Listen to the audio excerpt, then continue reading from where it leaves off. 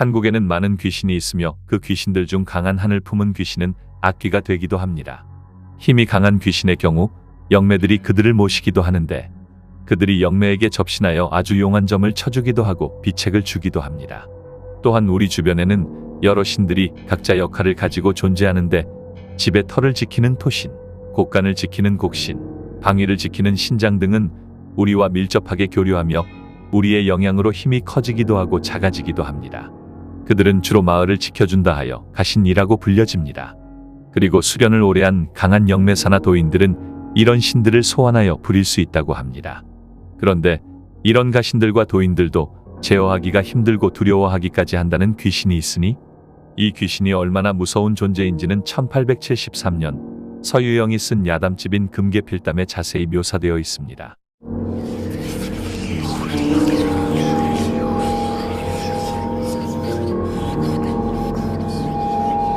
저는 강원도 강릉에 살고 있는 최씨 집안의 장손으로 일찌감치 과거에 합격하여 진사로서의 명예와 함께 풍부한 재물까지 물려받아 여러 식객들도 들여놓고 모두의 존경 속에 살고 있었습니다.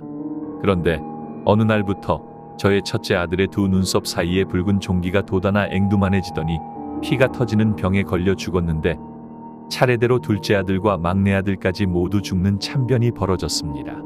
급작스럽게 벌어져 의원들도 손을 쓸 수 없는 상황으로 저는 망연자실하였지만 손자들도 똑같이 죽어나가고 이렇게 저희 자손 중에서 마지막 남은 어린 손자의 차례가 되자 저는 무슨 방법이라도 찾아야 했습니다.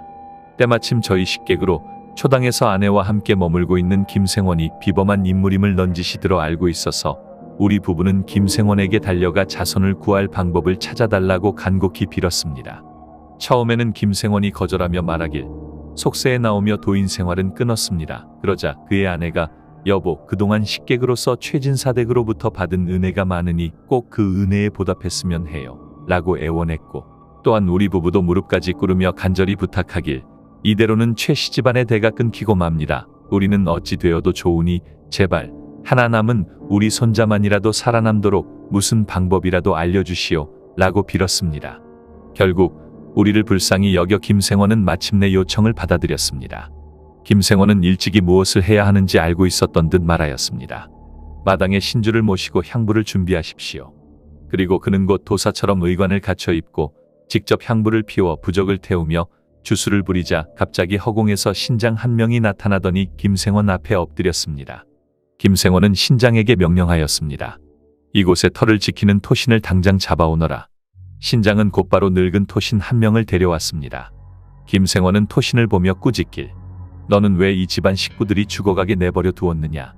그러자 토신은 이번 일은 원한으로 인한 것이라 저도 막을 수 없었습니다 라고 실토했습니다. 이에 김생원은 신장과 토신에게 지시를 내렸습니다. 그렇다면 원한을 품고 악행을 저지른 악귀가 있을 터이니 당장 잡아오너라. 그 말을 듣고 토신과 신장은 집안의 창고로 들어갔는데 창고 안에서 소름 끼치며 음침한 울음소리가 들려왔습니다.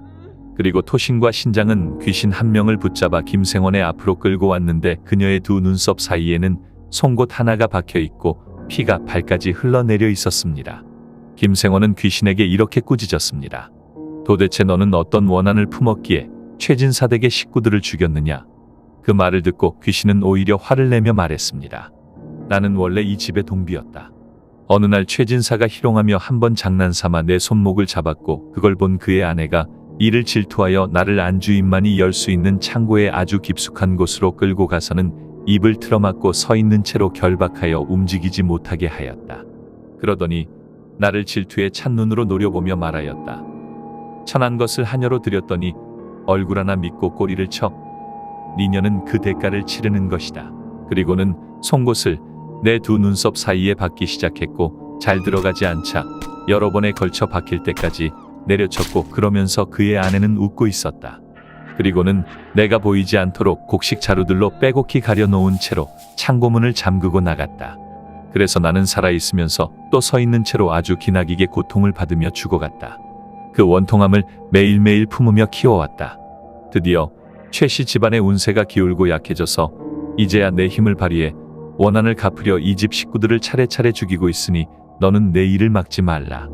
그 말을 듣고 김생원은 신장과 토신에게 명령하였습니다. 귀신을 깊은 산으로 끌고 가서 큰 돌로 눌러놓고 봉인하여 세상 밖으로 나오지 못하게 막거라. 귀신은 날뛰며 대적하였고 귀신의 힘을 다 발휘하지 못하는 대낮임에도 신장과 토신은 그들의 사력을 다해 싸우는 것처럼 보였으며 간신히 귀신을 잡아 끌고 갈 수 있었습니다. 우리 부부는 숨어서 벌벌 떨며 이 광경을 지켜보았고 제가 시간이 지나 정신을 차려 창고를 열어보고 곡식 자루들을 헤쳐보자 정말로 두 눈썹 사이에 송곳이 박힌 채로 피를 땅까지 흘리며 죽어있는 하녀의 시체가 발견되었는데 눈도 감지 못한 그 얼굴이 마치 살아있는 듯하였습니다. 저는 절차에 따라 곧바로 시체를 마을 밖으로 옮겨가 시신을 불태웠습니다. 제가 집에 돌아와 김생원을 찾았으나 김생원은 이미 그의 아내와 함께 집을 떠나고 사라진 후였습니다. 저는 김생원이 떠나기 전 벌벌 떨고 있던 우리 부부에게 조언해준 말을 떠올렸고 그가 다시는 안 돌아올 것이라는 걸 알아차렸습니다. 김생원이 말하길 원한을 품고 죽은 귀신은 그 한을 풀지 못하면 반드시 복수를 합니다. 게다가 그 귀신이 처녀 귀신인 경우에는 원한의 힘이 너무 커서 막을 방법이 없습니다. 저 처녀 귀신은 높은 도술로 봉인하였으나 최대로 눌러봐도 50년이며 반드시 저 귀신은 다시 나와서 이 집 식구들을 모조리 죽이려 들 겁니다. 이것이 김생원의 조언이었죠. 예로부터 혼기가 찬 처녀가 죽으면 그 원한이 매우 깊다고 생각하였습니다. 처녀 귀신에게 빙의를 당하면 강한 원념을 품게 된다거나 혼인을 못한다는 속설도 있죠. 때문에 옛날에는 처녀가 죽어 귀신이 될 것을 우려해 남성의 성기 모양을 강조한 인형을 지프로 만들어 관에 함께 넣거나 남자 옷을 입혀 거꾸로 묶기도 했습니다.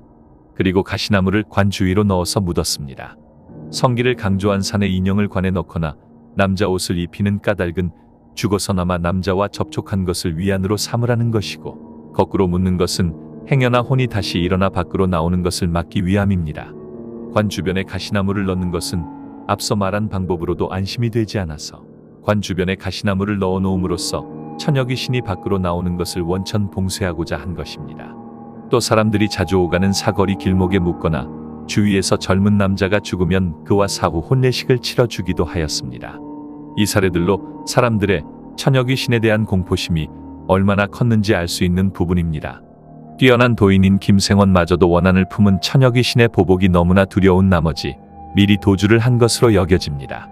원한을 품고 죽은 처녀 귀신의 힘이 얼마나 무서웠으면 뛰어난 도인인 김생원마저 그 귀신을 50년 밖에 가두지 못한다고 했을까요? 전설의 곡향이었습니다.